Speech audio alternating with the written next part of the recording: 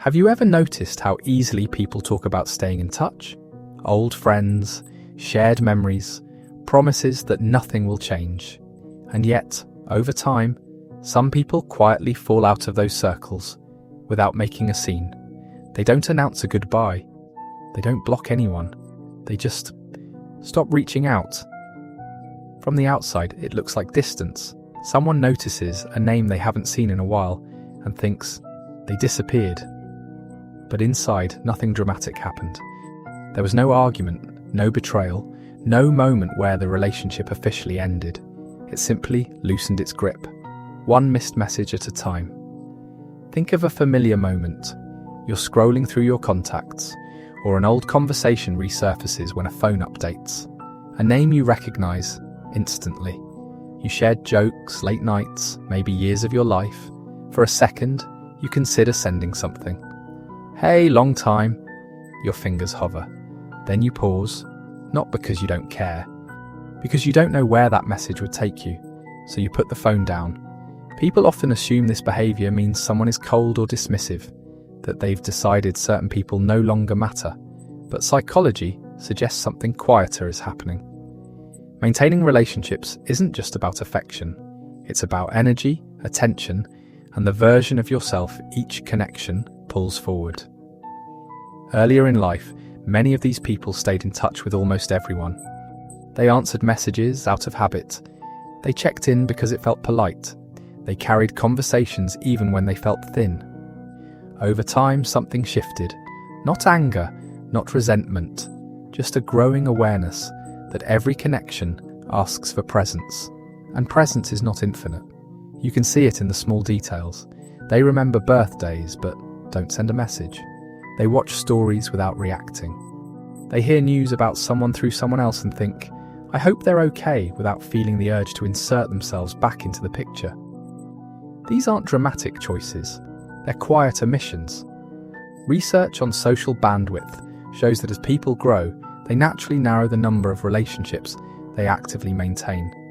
This isn't social failure, it's adaptation. The brain learns that depth requires space, and space often comes from letting certain ties rest instead of constantly pulling them back to life. What's interesting is that this withdrawal rarely feels like loss to the person doing it. It feels like relief, not because those friendships were bad, but because they belong to a different rhythm, a different version of the self. Staying in touch would mean stepping back into old dynamics, old expectations, old ways of speaking, and showing up that no longer fit quite right. From the outside, this can look confusing, especially to people who equate effort with care. If you don't check in, you must not value the relationship. But value doesn't always look like maintenance. Sometimes it looks like knowing when not to force continuity, just to prove something still exists. There's also the discomfort of reopening doors. A message to an old friend isn't neutral. It carries history, inside jokes, unspoken updates, the quiet pressure to explain what you've been doing, who you've become, why the gap exists at all. For some people, that weight is heavier than the silence, so they let the distance remain. This doesn't mean they've erased the past. In fact, many of them carry those memories carefully. They remember the conversations, the trips, the shared moments with clarity. They just don't feel the need to keep reliving them in real time. The relationship has a place in their life story, even if it no longer has a place in their daily life. Psychologically, this reflects a shift toward internal coherence. As people become more grounded in who they are, they often stop maintaining connections that require constant adjustment or performance. Not because the other person demands it, but because the context itself does. Staying close would mean stretching themselves back into a shape they've outgrown.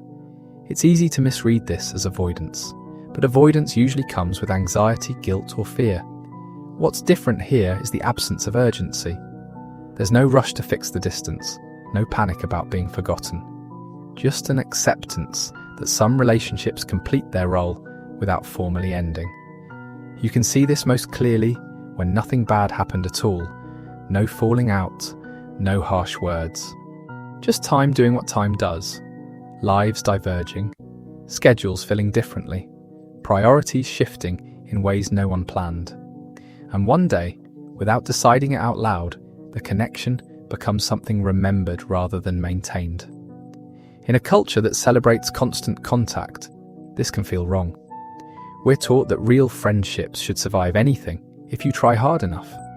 But human connection isn't only about endurance, it's also about alignment. When alignment fades, forcing closeness can feel more dishonest than letting go. What makes this hard to talk about is that it doesn't come with clear language. There's no script for saying, "You mattered to me, but you belong to a chapter that's closed." So instead of explaining, people let silence do the work. Not as a statement, but as a boundary that doesn't need defending. If you've ever been on either side of this, you probably recognize the feeling. That mild ache when you realize you don't know what's happening in someone's life anymore. Or the quiet calm that comes from not carrying the responsibility of staying updated on everyone you once knew.